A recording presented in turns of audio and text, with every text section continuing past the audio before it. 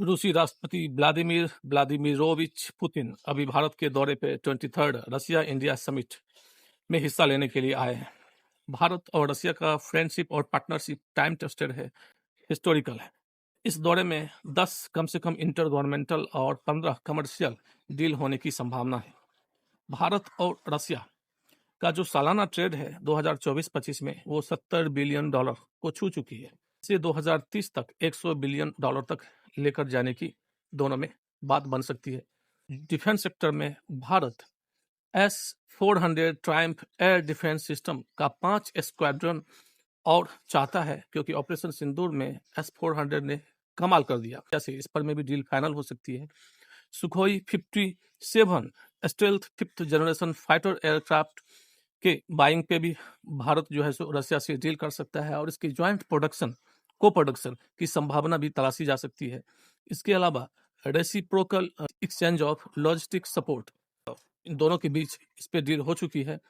इसमें भारत और रूस के जहाज, शिप्स, सबमरीन्स, एयरक्राफ्ट कैरियर्स और फाइटर जेट्स एक दूसरे देश में जा सकते हैं, स्टेशन हो सकते हैं और वहां पर में फ्यूल, मेंटेनेंस और रिपेयर के लिए रुक सकते हैं। तो ये एक तरह का लॉजिस्टिक सपोर्ट है जो कि काफी दोनों देशों के लिए विन विन सिचुएशन होगी। स्पेस के क्षेत्र में भारत को रसिया सेमी क्रायोजेनिक रॉकेट इंजन जो कि RD-191M के नाम से जाना जाता है भी ट्रांसफर कर सकती है 100% टेक्नोलॉजी के साथ। हैवी सैटेलाइट या हैवी रॉकेट को लॉन्च करने के लिए इसका यूज किया जाता है।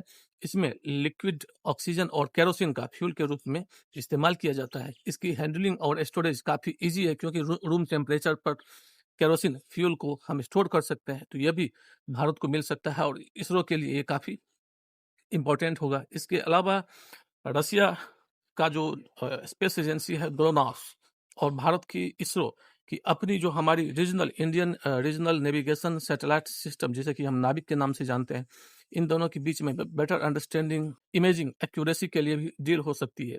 इसके अलावा फार्मा, टेक्सटाइल, फिशिंग, एग्रीकल्चर जैसे क्षेत्र में भी डीलिंग हो सकती है। तो रसिया का यह भी उद्देश्य है कि जिस तरह से वेस्टर्न कंट्रीज ने रसिया को आइसोलेट किया हुआ है, तो रसिया भी ये दिखाना चाहता है कि अभी भी एशिया का एक मेजर पावर और वर्ल्ड का एक मेजर पावर भारत उसके साथ खड़ा है और वो आइसोलेट नहीं हुआ है।